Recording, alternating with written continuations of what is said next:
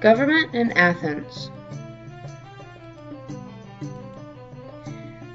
Democracy is a word you have probably heard a lot lately, especially since we had a presidential election in the United States this year. What does the word democracy mean? The word democracy comes from the Greek language.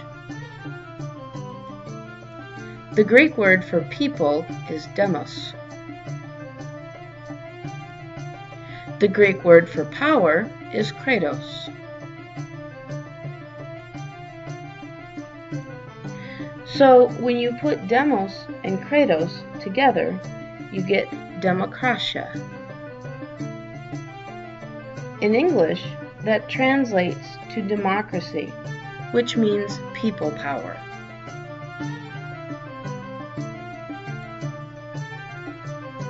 Direct democracy.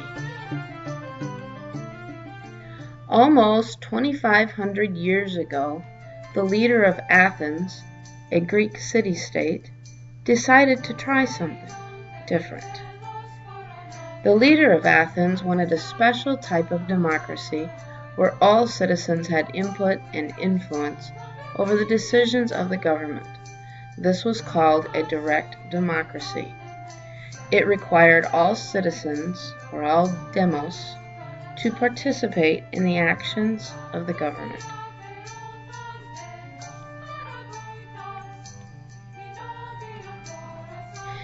The government was made up of the assembly, the council, the courts, police, judges, and jury. The assembly created laws and directed foreign policy. The council oversaw government actions and decisions. The police enforced laws, and the judge and jury oversaw the function of the court. Back then, only male citizens over 18 years of age were considered part of the demos.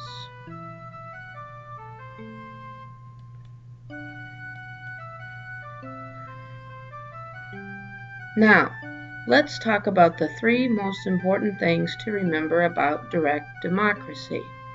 Take a minute now and see if you can tell your neighbor at least one important thing that you remember about direct democracy.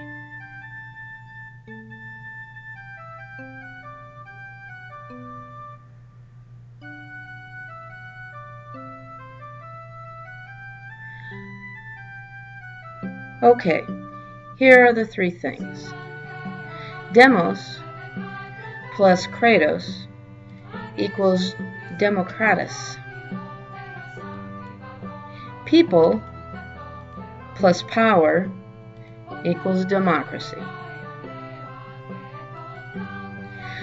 And all males age 18 and over were considered citizens or demos, and they had to be directly involved in the actions and decisions of the government.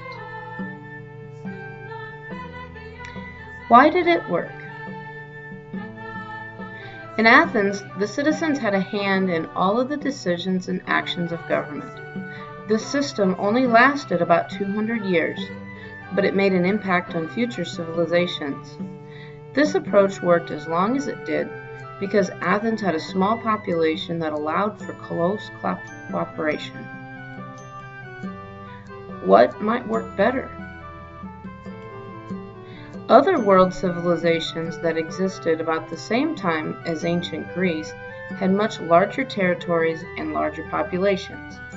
In these larger civilizations, direct democracy wasn't going to work as well.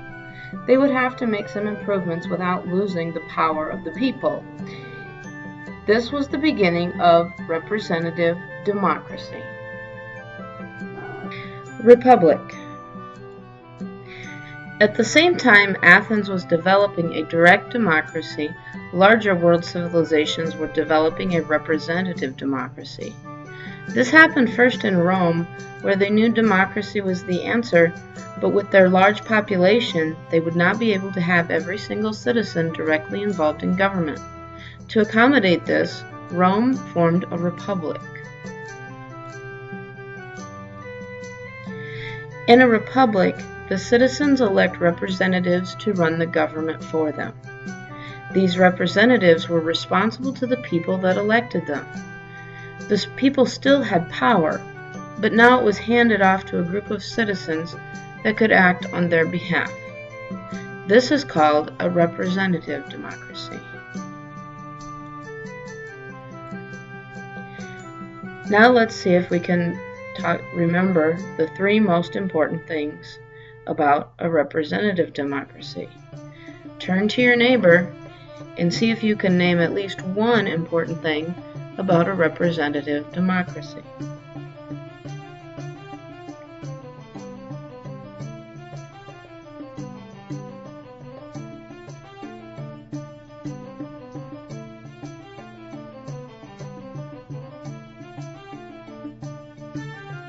Okay, one thing to remember about a representative democracy is that citizens elect representatives to run the government on their behalf. So there is a voting process. Second thing is representatives are responsible to the people that elected them. And lastly, representative democracy was first used in a republic where direct democracy was not possible because of the large population.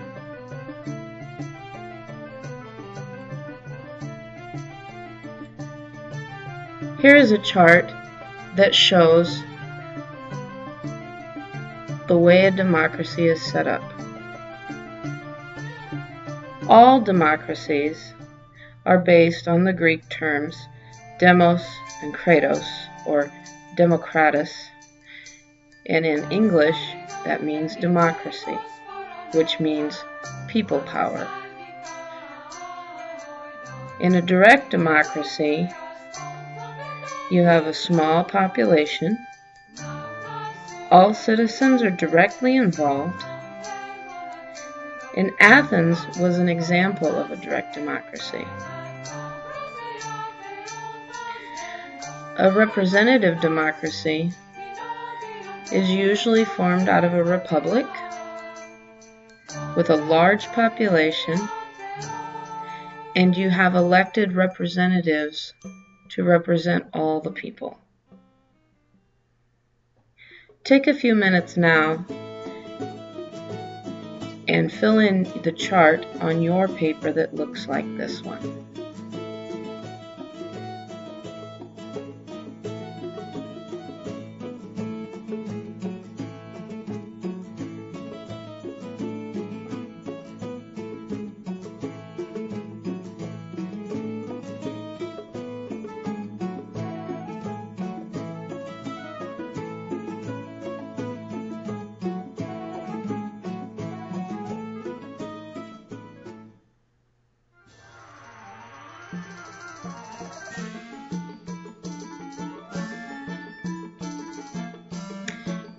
Let's see if we can figure out if these examples we're going to see are examples of a direct or representative democracy.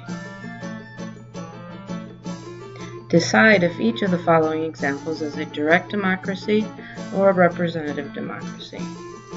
Number 1. Your class has 100 kids in it, and all of you take a vote to decide how to spend your incentive day.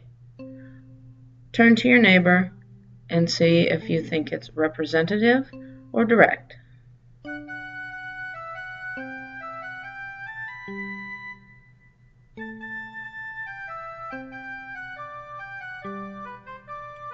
Number 2. Your class of 100 kids has 5 student council representatives, and those 5 students vote to decide how to spend your incentive day. Again, turn to your neighbor and decide if you think it is representative or direct.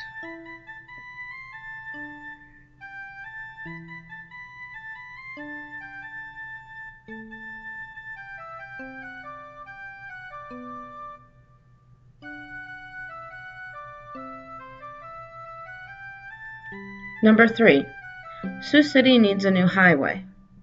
The residents of Sioux City elect city council members, and the city council members decide how to pay for the new highway. Is this an example of representative or direct?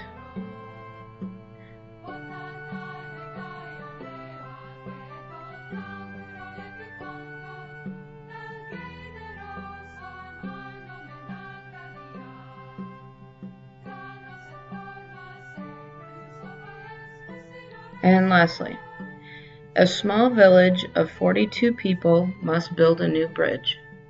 All 42 people help make plans and decisions as to how the bridge will be built, how it will be paid for and maintained. Is this an example of a direct democracy or a representative democracy?